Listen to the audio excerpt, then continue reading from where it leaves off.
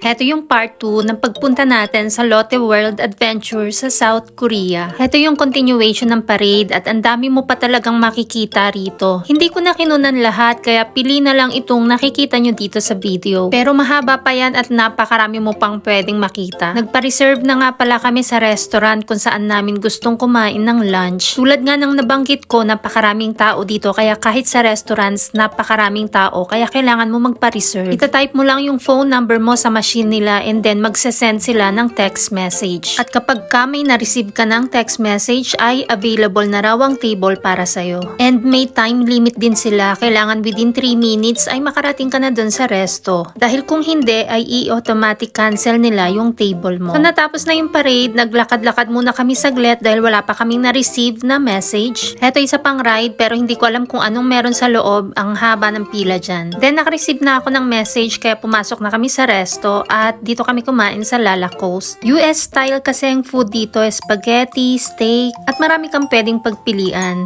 Etong anak ko, marami na raw siyang gutom.